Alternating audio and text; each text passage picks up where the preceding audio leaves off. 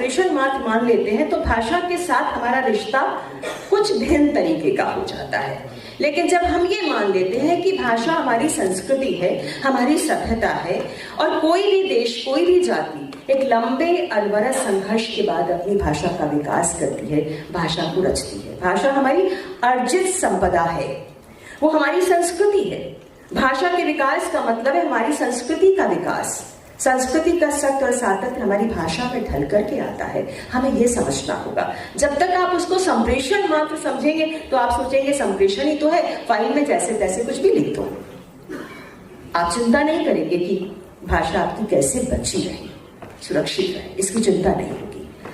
तो भाषा के साथ अपना रिश्ता ऐसा बनाए कि अभी पूरा ये जो उत्सव है भाषा का, जिस तरह से स्वागत हुआ, तो अब आप देखिए कि उसमें कैसा उसका जो मूल था वो मुझे लगता है कि सभी को प्रभावित कर रहा था। और जो हमारा देश है वो कई प्रांतों में बटा हुआ देश है, कई संस्कृति है, हम अलग अलग प्रांतों में बसते हैं, हमारी भाषाएं अलग अलग हैं, हमारी रीति रिवाज अलग हैं, लेकिन हमारी भाषाओं का जो मूल है वो भी आप देखिए कहां से, संस्कृत से।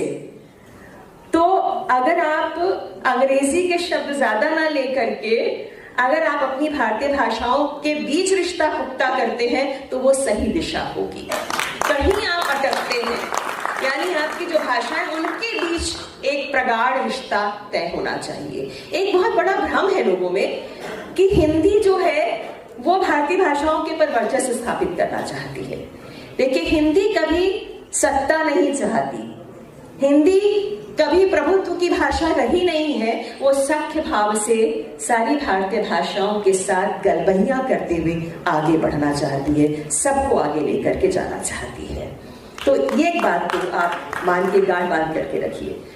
दूसरी बात ये है कि अक्सर हमारा हाथ या हमारी कलम जो है नहीं चलती बहुत सारे लोगों की, उनके ऊपर अंग्रेजी को लेकर के एक अतिरिक्त मोह और हिंदी को लेकर के एक हीन भावना, जो कि मेरे मित्र राहुल जी बराबर याद दिलाते रहते हैं कि आपके हिंदी वालों की तो बड़ी दयनीय स्थिति होती है। तो हर जगह नहीं होती राहुल जी, लेकिन कई जगह होती है, मैं मानती हूँ।